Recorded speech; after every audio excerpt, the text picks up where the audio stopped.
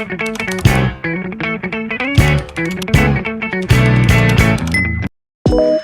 tayo magluto, maghugas muna tayo ng kamay para matanggal ang mga bakterya sa kamay natin. Pagkatapos natin maghugas ng kamay, hugasan na rin natin ang kamatis, carrots at patas. Pagkatapos, magbalata tayo ng sibuyas at bawang.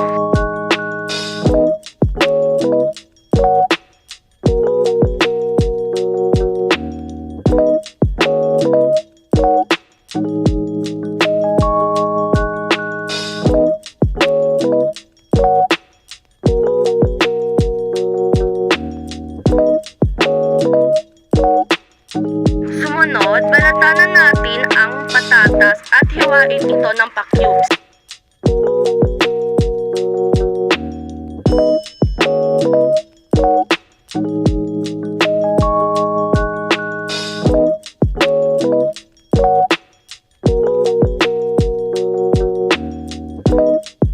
Balatan at hiwain na rin natin ang carrots.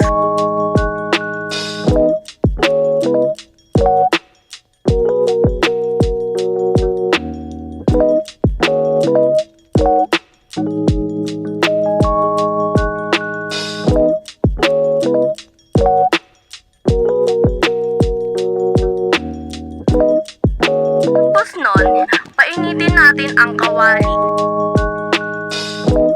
Mainit na ang kawali, maglagay tayo ng mantika at painitin ito. Pag mainit na ang mantika, ilagay na natin ang carrot.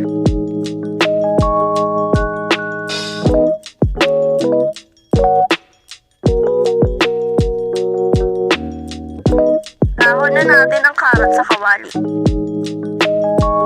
Sumunod, ilagay naman natin ang mga patatas.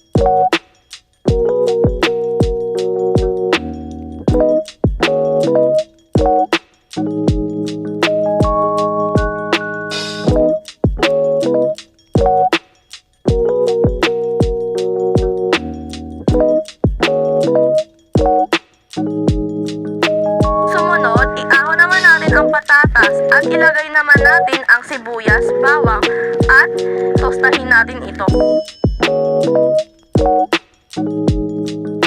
Natosta na natin iyon, ilagay naman natin na ang manok.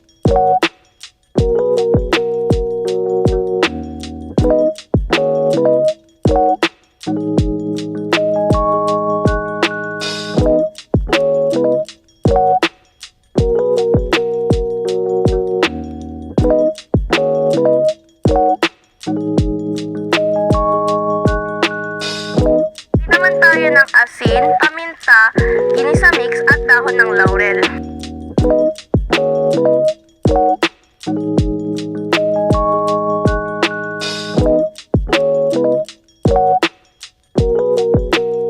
Sumunod, maglagay naman tayo ng kamatis at halu-haluin ito at piga-pigain para lumabas ang mga katas ng kamatis. Takpan natin at hayaan natin kumulo ang mga katas ng kamatis.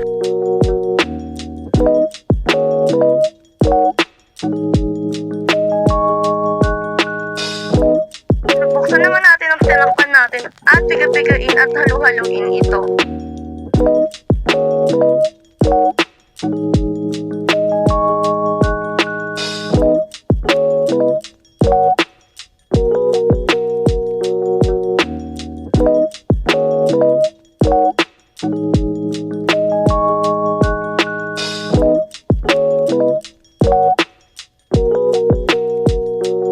Ilagay naman natin ang patatas, carrots at green peas.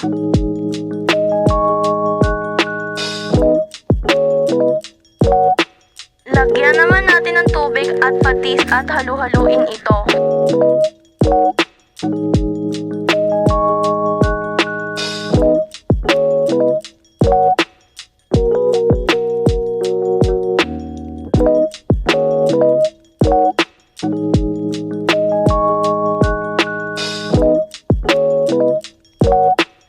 Tatansyahin lang natin yung tubig kasi baka mapasobra tayo sa tubig.